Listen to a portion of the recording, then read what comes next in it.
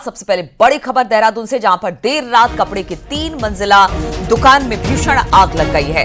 सूचना पर पहुंची फायर ब्रिगेड की टीम ने कड़ी मशक्कत के बाद आग पर काबू पाया है।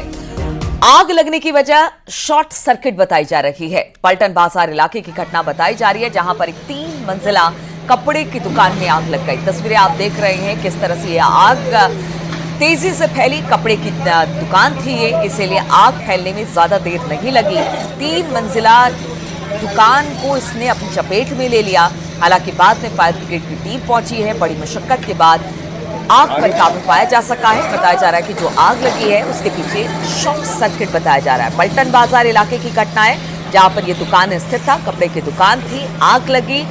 3 मंजिला ये इमारत में आग लगी। बाद में इस पर काबू पा लिया गया। बताया जा रहा है कि इससे काफी नुकसान हुआ।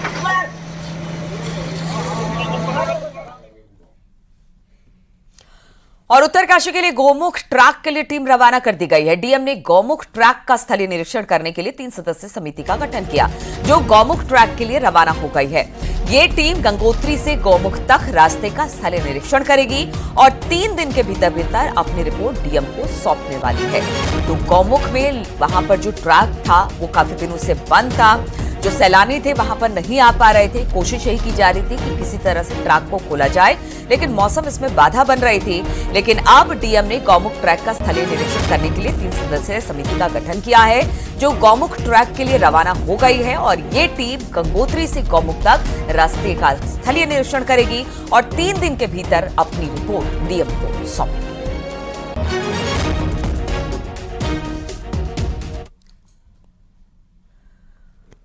और चारधाम यात्रा की तैयारी अब तेज हो गई है। वहीं केदारनाथ धाम में यात्रियों के लिए रैन शेल्टर बनाए गए हैं। दरअसल केदारनाथ में मौसम लगातार बदलता रह रहा है, इसलिए यात्रा पर आने वाले श्रद्धालुओं को बारिश से बचाने के लिए केदारनाथ में रैन शेल्टर बनाए गए। इसके साथ ही केदारनाथ पैदल मार्ग पर दुकानों के लिए जगह चिन्हित की जा रही है। इसके बाद वहां पर दुकान और टेंट लगाए जाएंगे। डीएम ने डेंजर जोन में दुकान और टेंट नहीं लगाने की हिदायत दी है, यानी कि उन सब जगहों पर जहां पर लैंडस्लाइड ज्यादा होती है वो डेंजर जोन घोषित होते हैं, और ऐसे में वहां पर दुकान और टेंट नहीं लगाने की सख्त हिदायत डीएम की तरफ से दी गई है।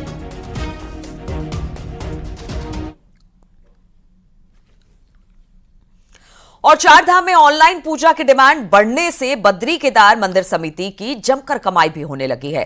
चारधाम यात्रा अभी शुरू नहीं हुई है, लेकिन समिति के खजाने में ऑनलाइन पूजा का आंकड़ा 1 करोड़ रुपए के पार हो चुका है।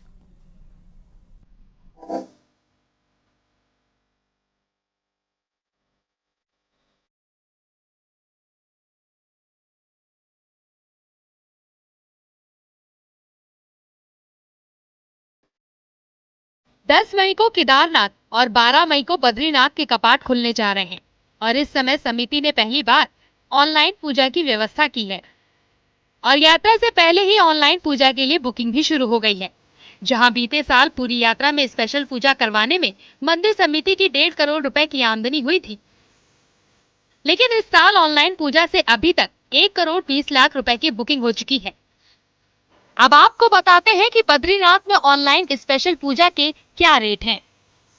महाअभिषेक 4,700 रुपए, अभिषेक 4,500 रुपए, वेद पाठ 2,500 रुपए, गीता पाठ 2,500 रुपए, आरती के लिए 201 से 601 रुपए तक, श्रीमद् भागवत सप्तपाठ 51,000 रुपए। वहीं केदारनाथ में स्पेशल पूजा के रेट भी तय किए गए हैं। रुद्राभिषेक 7,200 रुपए, महाअभिषेक 9,500 रुपए, लघु रुद्राभिषेक पूजा 6,100 रुपए, षोडशोपचार पूजा 5,500 रुपए, अष्टोपचार पूजा 950 रुपए, शाम की आरती 2,800 रुपए। अब तक मंदिर समिति के पास में केदारनाथ धाम और बद्रीनाथ धाम में जो विशेष पूजाएं होती हैं, महाअभिषेक होते हैं, इस प्रकार के अन्य कई किस्म की वहाँ पर पूजाएं होती हैं, उनके लिए अब तक 7,000 से अधिक लोगों ने उसके लिए बुकिंग की है, ऑनलाइन बुकिंग की है। और इससे मंदिर समिति को 1 सप्ताह के भीतर में ही 1 करोड़ 20 लाख से अधिक की आय प्राप्त हो चुकी है। लगातार बढ़ रही आमदनी से समिति के लोगों में खुशी देखने को मिल रही है और ऑनलाइन पूजा व्यवस्था से अभी तक जहां 1 करोड़ से ज्यादा की आय हो चुकी है, वहीं यात्रा सीजन में ये आंकड़ा और भी बढ़ने की उम्मीद है। न्यूज़ 18 के लिए देहरादून से सत्येंद्र बर्तवाल की रिपोर्ट।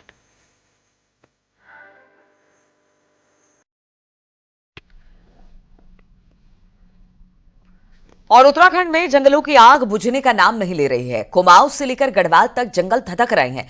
पिछले 24 घंटे में 50 से ज्यादा आग के मामले सामने आए हैं, जिसमें 600 हेक्टेयर से ज्यादा एरिया में जंगल है आग से प्रभावित हुए हैं। वहीं पौड़ी में भी जंगलों में आग से भारी नुकसान हुआ है।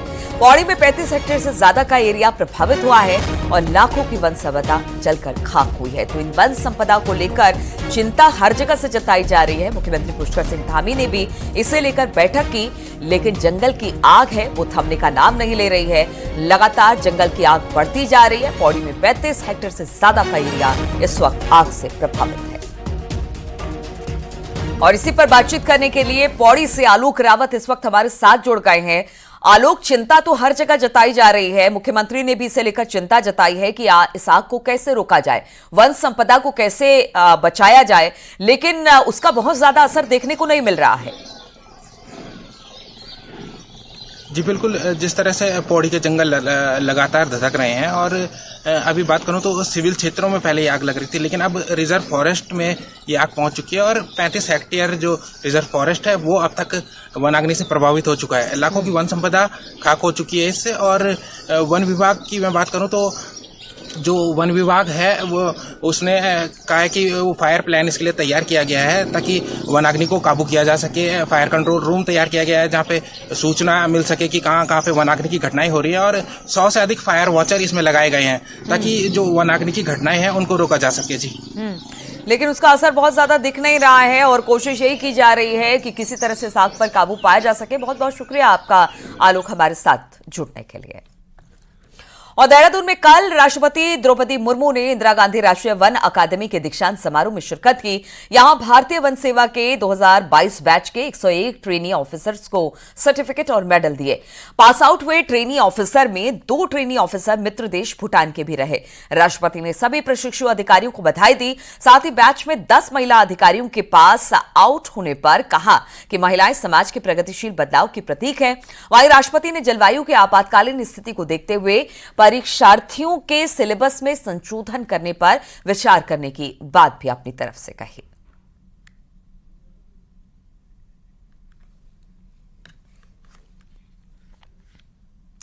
और बीजेपी के राष्ट्रीय मीडिया प्रमुख और पौड़ी गढ़वाल से बीजेपी के लोकसभा प्रत्याशी अनिल बलूनी ने अनूठी पहल की शुरुआत की है।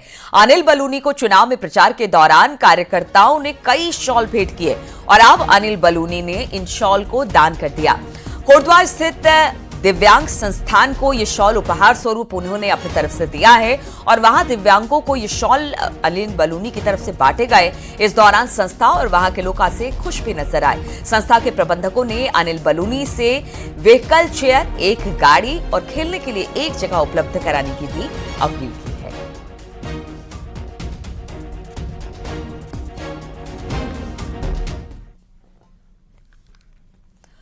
और कांग्रेस से बीजेपी में आए विधायक किशोर उपाध्याय और पूर्व विधायक दिनेश धनई के बीच का विवाद सार्वजनिक होने के बाद बीजेपी की खूब किरकिरी हो रही है। खासकर कांग्रेस इस पर खूब चुटकी ले रही है और इसे बीजेपी की उल्टी गिनती तक बता दिया है।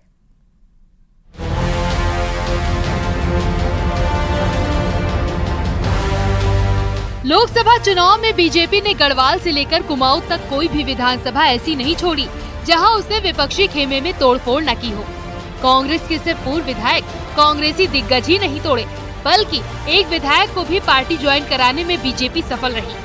अब इससे हार्डकोर बीजेपी वर्कर्स में असंतोष तो फैला ही, टिहरी में किशोर उपाध्याय और दिनेश धनई के बीच हुए विवाद से पार्टी अनुशासन भी तार-तार हो गया। किशोर उपाध्याय ने दिनेश धनई पर उनकी छवि खराब करने का आरोप लगाया है। दिनेश धनई ने भी पलटवार किया और अब इस पर कांग्रेस चुटकी ले रही है। लगातार पूरे जीवन बीजेपी और आरएसएस या जनसंघ को बढ़ाने में अपना जीवन लगाया, वो आज अपने आप को ठगा हुआ महसूस कर रहा है और ये शुभ संकेत है, क्योंकि जिस पार्टी ने कैडर और कई किस्म की बातें की थी वो आज पूरी तरीके से नष्ट भ्रष्ट हो गए, उसने अपना सब कुछ भ्रष्ट कर लिया है। भारतीय जनता पार्टी की उल्टी गिनती शुरू हुई है। अब अभी आइए देखिए कैसे बर्तन और लड़ेंगे भिड़ेंगे।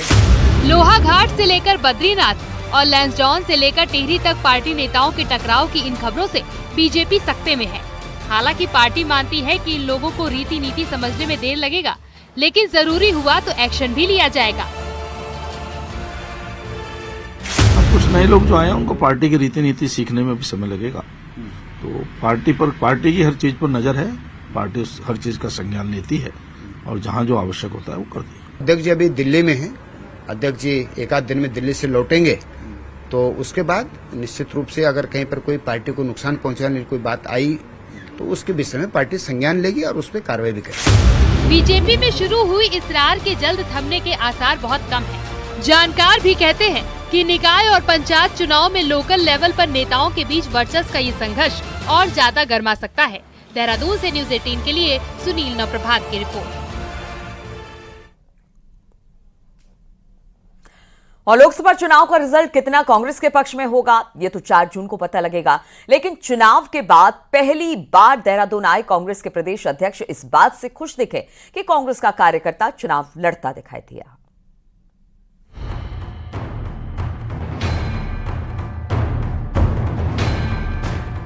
उन्नीस अप्रैल को वोटिंग के बाद बुधवार को प्रदेश अध्यक्ष करण माहरा और सांसद उम्मीदवार गणेश गोदियाल कांग्रेस ऑफिस पहुंचे। मौका गणेश गोदियाल के जन्मदिन का था, तो दोनों नेताओं ने मिलकर केक काटा। तो दोनों नेता लोकसभा चुनाव में पार्टी की परफॉर्मेंस से खुश दिखे। 2022 के विधानसभा चुनाव में गणेश गोदियाल पार्टी अध्यक्ष थे, तो उनके बाद ये कुर्सी करण माहरा को सौंपी गई। इस चुनाव में करण माहरा प्रदेश अध्यक्ष हैं, तो पूर्व प्रदेश अध्यक्ष गणेश गोदियाल उम्मीदवार। दोनों नेताओं का दावा है कि पार्टी जीत दर्ज करेगी और खुशी की बात है कि पार्टी का कार्यकर्ता पूरे प्रदेश में एक्टिव हुआ है, जो अगले विधानसभा चुनाव के लिए अच्छे संकेत हैं। कार्यकर्ताओं में काफी एकता देखने को मिली और बड़े नेता ही भले इधर उधर हुए हों, लेकिन कार्यकर्ता इंटैक्ट था, अपनी जगहों पे था। और इस समय इस बार कांग्रेस का कार्यकर्ता चुनाव लड़ते हुए दिखाई दिया है। साधनों की कमी के बावजूद भी कार्यकर्ताओं ने पूरी जोश से निश्चित रूप में कार्यकर्ता बूस्ट हुआ। और जब ये पता लगा हमारे कार्यकर्ताओं को कि मैं चुनाव लड़ने के लिए मैंने हाँ कह दी है, तो लोगों में स्वस्फूर्त एक ऊर्जा का संचार हुआ। लोकसभा चुनाव में कांग्रेस को क्या हासिल होगा ये 4 जून को पता चल जाएगा। लेकिन विधानसभा चुनाव में हार के 2 साल बाद लोकसभा चुनाव में कार्यकर्ताओं के जोश से 2027 के लिए कांग्रेस का हौसला जरूर बढ़ा है। दीपांकर भट्ट, न्यूज 18 देहरादून।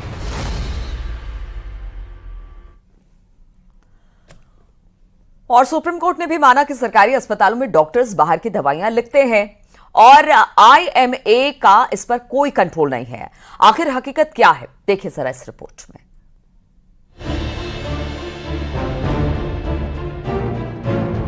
सरकारी अस्पताल में मरीज इस उम्मीद में जाता है कि उसे कम पैसे में बेहतर इलाज मिलेगा, लेकिन परेशान तब होता है जब मेडिसिन विभाग में आधी से ज्यादा दवाइयां होती ही नहीं हैं। डॉक्टर भी बाहर से दवाइयां लिख रहे हैं, जो मरीज और तीमारदार दोनों को परेशान कर रही है। न्यूज 18 ने जब दून मेडिकल कॉलेज में मेडिसिन डिपार्टमेंट में इसकी हकीकत जानी, तो पाया कि कई एंटीबायोटिक का कोटा 2 से 3 महीने से खत्म है। विटामिन C से लेकर आई ड्रॉप, बच्चों के कफ सिरप, यूरिन इन्फेक्शन में दिए जाने वाली दवाओं का स्टॉक 1 महीने से खत्म है। हमें ऐसे मरीज भी मिले जिनके लिए डॉक्टर ने बाहर से दवाई लिखी थी। समस्या यही है मैम कि मतलब यहाँ पे जो दवाइयाँ लिखते हैं ये, तो वैसे तो कहते हैं कि नीचे से मिल जाएगी, पर अधिकांश जो है नीचे से मिलती नहीं है। हमें जो है मार्केट से बाहर से ही लेनी पड़ती है। जी दिक्कत तो आ ही रही है, बाहर से गरीब आदमी है, बाहर से खरीद रहे हैं दवाइयाँ, और मजदूर आदमी क्या करेगा बताओ। तो डॉक्टर ने बाहर से लिख के दी? नहीं, उन्होंने अंदर से लिखी थी। वो बोले कि यहाँ पे खत्म हो गई है, कि यहाँ बाहर से ले लो। वहीं स्वास्थ्य सचिव कहते हैं कि डॉक्टर्स को साफ कहा गया है कि बाहर से दवाइयां न लिखें, लेकिन कई बार मरीज की गुजारिश और वहीं उनकी हेल्थ कंडीशन को देखते हुए अच्छे स्लॉट लेवल की दवाई डॉक्टर लिख देते हैं। जब ड्रग्स अवेलेबल नहीं हो तो डॉक्टर्स फिर अपने विवेक के आधार पर और पेशेंट के नीड के आधार पर पेशेंट की सहमति के साथ जो है दूसरे ड्रग्स प्रिस्क्राइब करें। लेकिन हमारी कोशिश हमेशा यही है कि हम लोग हमारा जितना भी हमारा फार्मेसी है वो हमेशा पूरा स्टॉक। अब भले ही हेल्थ डिपार्टमेंट जो भी कहे, लेकिन इतना जरूर है कि राजधानी से लेकर पहाड़ तक में अस्पतालों की व्यवस्था लाख कोशिशों के बाद भी सुधर नहीं पा रही। और अब जब यात्रा सीजन सिर पर है और गर्मी का प्रकोप भी बढ़ने वाला है, तब ये परेशानी और बढ़ेगी। न्यूज़ 18 के लिए देहरादून से भारती सकलानी उनियाल की रिपोर्ट।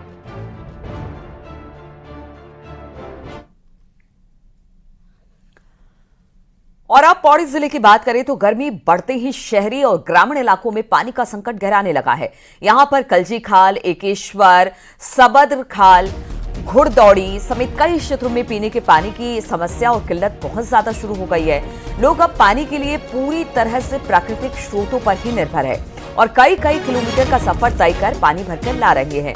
यहाँ के गांव में नल तो लग गए हैं, लेकिन नलों में अभी तक पानी नहीं पहुंचा है। वहीं जल संस्थान का कहना है कि पेयजल पंपिंग योजना में पानी की सप्लाई घट जाने से लोगों की दिक्कतें बढ़ गई हैं। पौड़ी श्रीनगर पेयजल पंपिंग योजना की पुरानी पाइपलाइन कई जगह से क्षतिग्रस्त है। वहीं लोगों के लिए टैंकरों से पानी की व्यवस्था कराई जा रही है।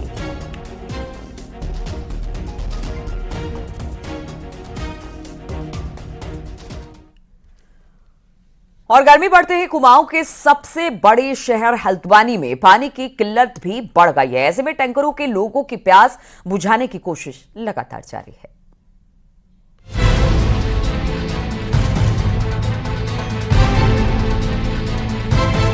पानी के लिए ये मारामारी हल्द्वानी की है, जहां दमुआ ढूंगा, इंदिरा नगर, राजपुरा और बाहरी हल्द्वानी के कई इलाके में ऐसा ही नजारा देखा जा रहा है। लोग पानी के लिए परेशान हैं। बहुत परेशानी है, स्कूल बच्चे नहीं जा पा रहा, रात भर हो जा रही मोटर चलाते चलाते, पानी नहीं आ रही है लेनों में। यहाँ परेशानी हो रही है। अब टैंकर आया, भरेंगे पानी। 8-10-12 दिन हो गए पानी नहीं दे रहे हैं, बिल्कुल बाल बंद कर दे रहे हैं बस। हाँ, बहुत परेशान हो रहे हैं। स्थानीय विधायक भी इलाके के लोगों को पानी न मिलने से नाखुश हैं। हालांकि जल संस्थान का दावा है कि हालात सामान्य हैं। तो जो पानी के जो हमारे स्रोत हैं धीरे धीरे सूख गए हैं। अभी आप देख रहे होंगे नैनीताल झील में डेल्टा बनने लग गए हैं और लगातार पानी की किल्लत हल्द्वानी वासी जूझ रहे हैं। सबसे ज्यादा पूरे पहाड़ से पलायन होकर हल्द्वानी में ही लोग आके बस रहे हैं। अभी हमने प्रथम इसमें जानकारी प्राप्त की थी कि विद्युत आपूर्ति बाधित रही थी। उस कारण से जो अंतिम छोर के आवासित परिवार है वहाँ पर क्या कहते हैं आपकी पेयजल बाधित की सूचना मिली थी, तो हम लोग टैंकर के माध्यम से वहाँ जलापूर्ति करवा रहे हैं और साथ ही पाइपलाइन की जांच भी करवा रहे हैं। हल्द्वानी में पानी की सप्लाई के 3 जरिए हैं, जिसमें सबसे बड़ी सप्लाई गौला नदी से है, लेकिन यहाँ भी अब 90 क्यूसेक ही पानी है, जबकि शीतलहर स्रोत और ट्यूबवेल के सप्लाई में प्रेशर में कमी और कभी लाइट का जाना लोगों के गले सुखा रहा है। ऐसे में जल संस्थान के 12 टैंकर रात दिन लोगों तक पानी पहुँचाने में जुटे हैं। हल्द्वानी से न्यूज़ 18 के लिए शैलेंद्र नेगी की रिपोर्ट।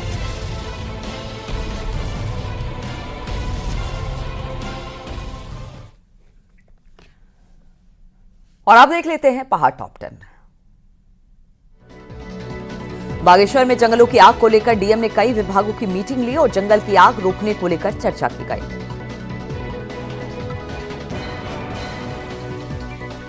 अल्मोड़ा जिले के 6 विधानसभाओं के लिए EVM strong room ITI NTD में बनाया गया है। ईवीएम की सुरक्षा के लिए 3 लेयर सुरक्षा के इंतजाम किए गए।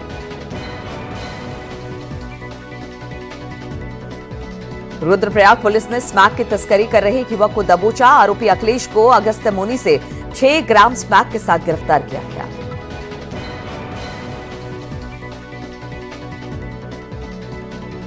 विकासनगर पुलिस ने अवैध नशे के इंजेक्शन कैप्सूल टैबलेट के साथ एक शख्स को गिरफ्तार किया। आरोपी शाह आलम नशे से संबंधित दवाई इलाके में सप्लाई करता था।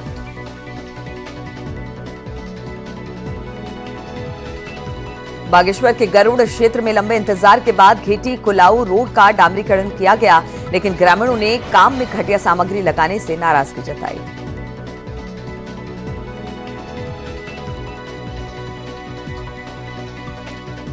बीजेपी के पूर्व प्रदेश अध्यक्ष मदन कौशिक ने कहा कि कांग्रेस ने अपने घोषणा पत्र में आर्थिक सर्वेक्षण की बात कही और कांग्रेस देश की संपत्ति का बंटवारा चाहती है।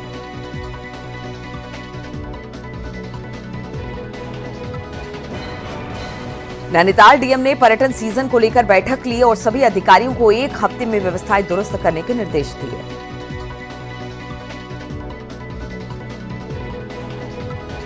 अल्मोड़ा में हेमवती नंदन बहुगुणा स्टेडियम खिलाड़ियों के लिए पिछले 1 साल से बंद है। वहीं युवा खिलाड़ी स्टेडियम को जल्द खोलने की मांग कर रहे हैं।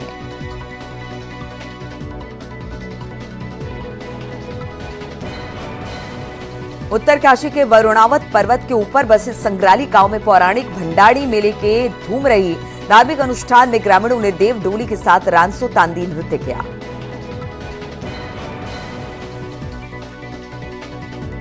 चारधाम यात्रा में ऑनलाइन रजिस्ट्रेशन को लेकर पेच फंस गया है। यमुनोत्री धाम के 14 मई तक के स्लॉट फुल होने से होटल एसोसिएशन नाराज है।